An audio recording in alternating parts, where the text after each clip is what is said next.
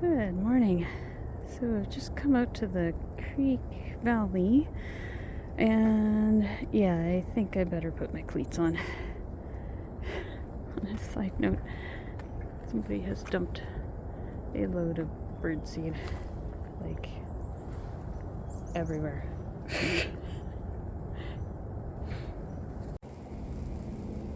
That is sad. There was a beautiful, beautiful tree, and it looks like it's fallen. Oh, that makes me sad, because it seriously was beautiful. It was massive. I wonder if it was because of that wind the other week. About a week and a half ago, we actually had a ridiculous amount of wind that came through the area, and it got up to about 100 kilometers an hour. But yeah, that tree was just huge and beautiful, and it was in such a prominent spot right on the corner there. I'll see if I can provide an old image of just how big it was and how prominent it was. Bridge here. The creek is flowing pretty well. Good to see. Wow, is it ever?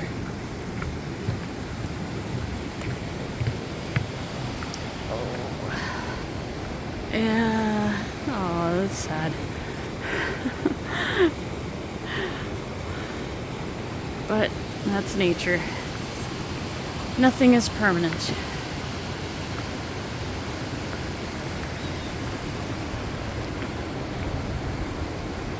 I took a few moments to take in the changed landscape and watch the water rush towards the North Saskatchewan River.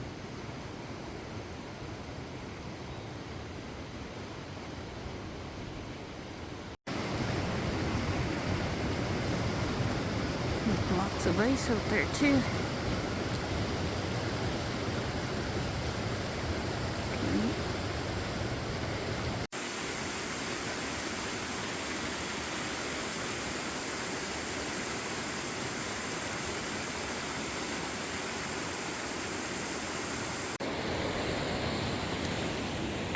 Yeah, just gonna keep walking here, but there are some geese around, because yeah, I saw one on my bike ride yesterday sitting in the median, and he was there, or she, I think it's a she, was there the day before. But yeah, they're around. I'd heard some this morning, but they're not at the creek, probably because it's flowing too fast. So if I went up to the muskrat pond, probably find some, but I'm not sure I want to go up that way. We'll see. We'll see how I feel.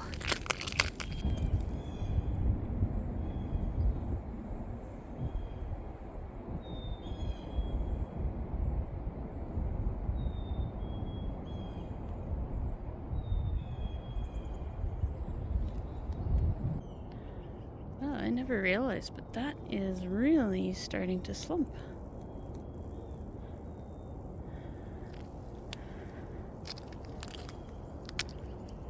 Yeah, it used to be, I think, a lot more level. But suddenly now, yeah, there's an obvious dip. And it's springtime!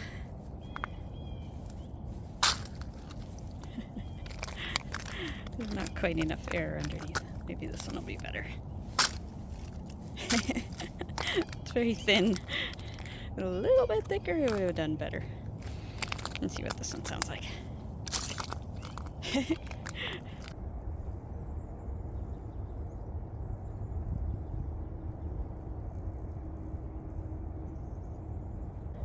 The echoes of city traffic provided a constant backdrop.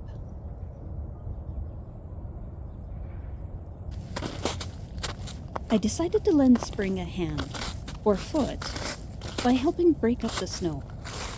I had also decided to head to the muskrat pond to see who had arrived from their northwards migration.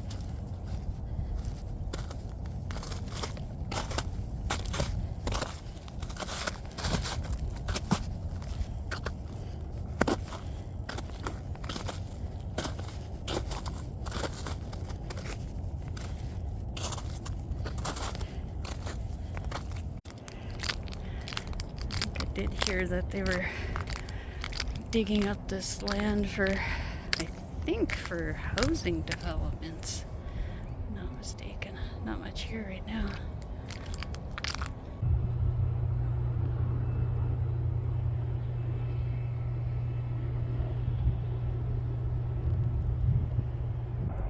I only saw a local raven flying about.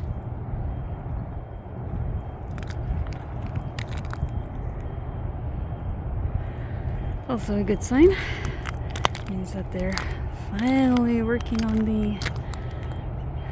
the bridge construction. They've got some more, you can zoom in there, some more equipment off on the other side too. Oh, and they also took out that house that burnt. So right in between the trees, ooh, if I can get my finger in there, there we go, right in there. That house had a house fire, and yeah, I guess they had to tear it down. Actually, it looks like there's a couple of houses missing. I am not sure what's going on.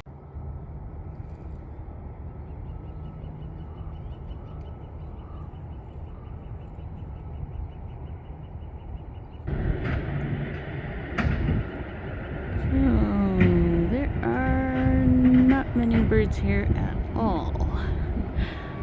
A lot of old tracks across the pond.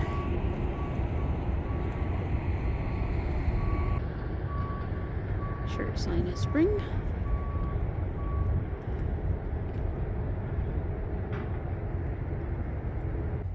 And last year's cattails were bursting like overstuffed pillows.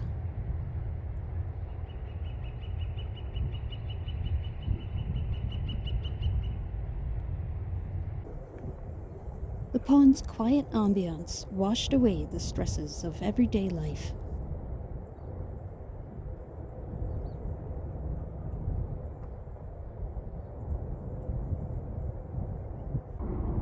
And I admired the thin layer of ice with its ephemeral pattern.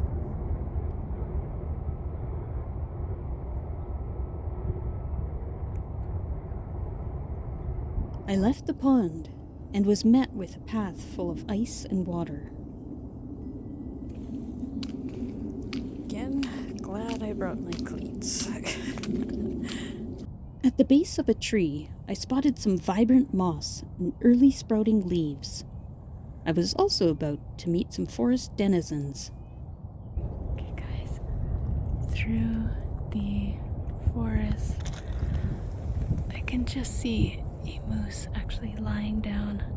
I don't know if you guys can see it, but it is right around there. I think there might be two of them actually. I'm gonna see if I can get around.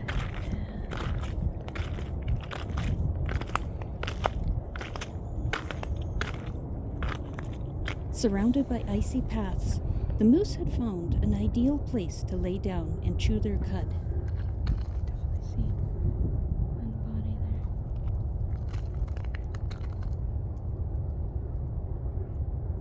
You can see chewing cud. Oh wow, that's fabulous. I approached slowly. I didn't want to scare them, and I didn't want to fall. I think there's three actually. Oh my goodness.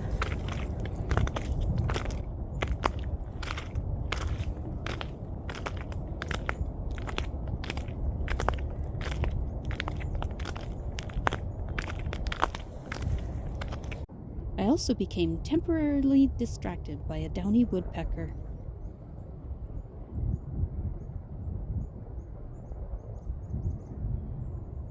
I then returned my attention to the moose.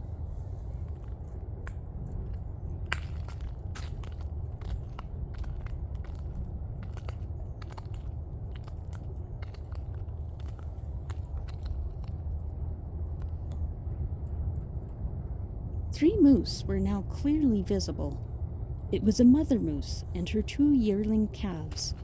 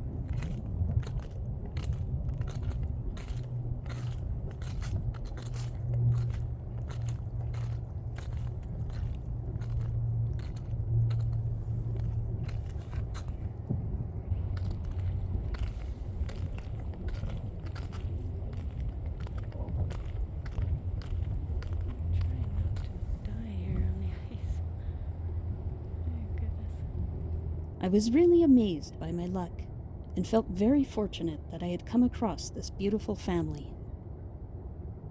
I was now approaching the stairway down into the valley, and I knew that there would be an open gap between me and the cow moose.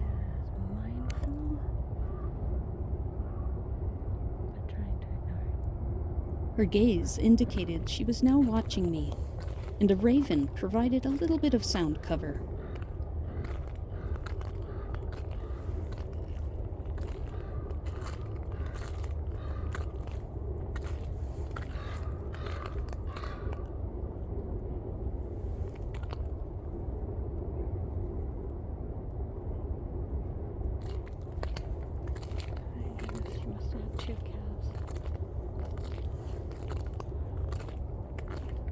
All 3 of the moose had white patches, indicating broken hairs from scratching ticks off. But it wasn't as bad as the moose I had seen last year.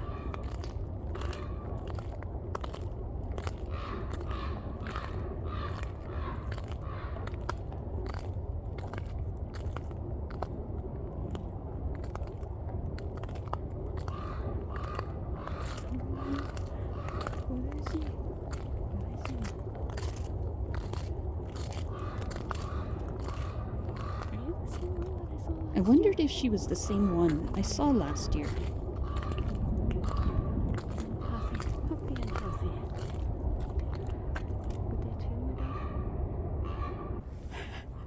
Keeping a mindful eye on the moose, the mother moose behind me. I'll just show you. She is still lying down, so that's good. But yeah, there are a lot of down trees. And I told her not to laugh if I fall. She's just kind of shaking her ears there. Oh, watching me go down the hill very slowly. But yeah, a shocking amount. Poor forest.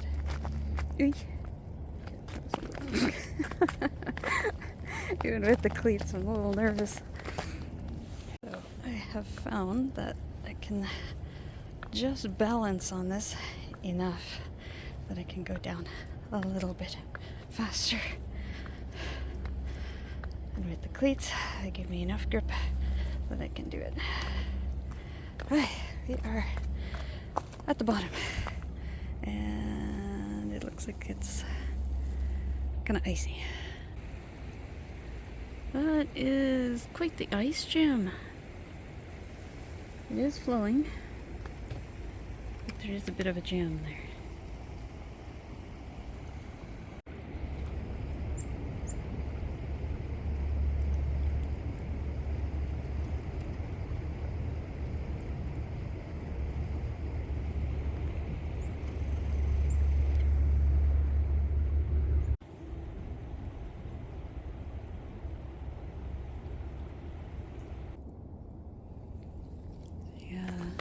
Number of, it looks like snapped trees and everything around here.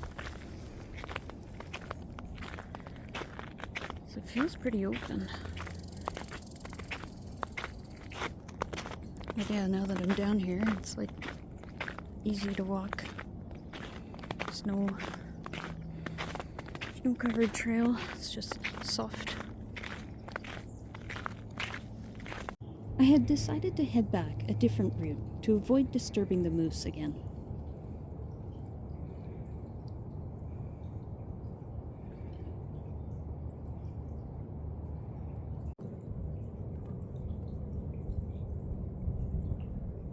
The city sounds continued to intrude into the creek valley.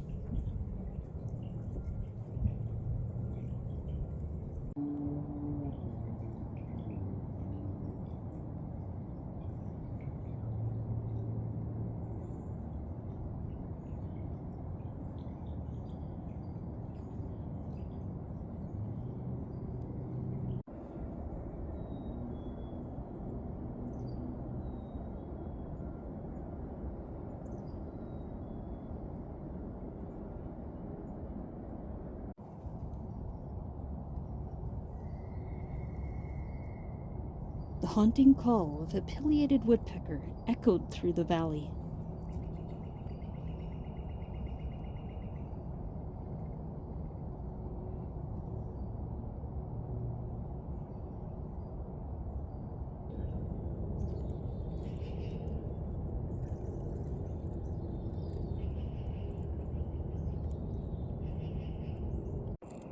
I paused to admire a thunderbird mark on a birch tree.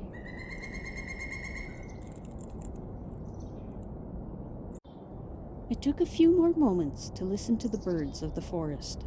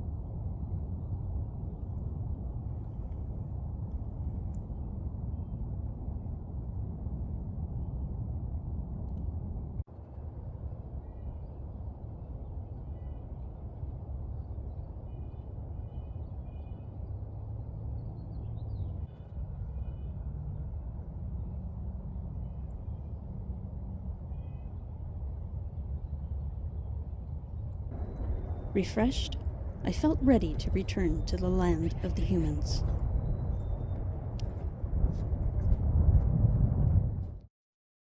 As always, thanks for watching.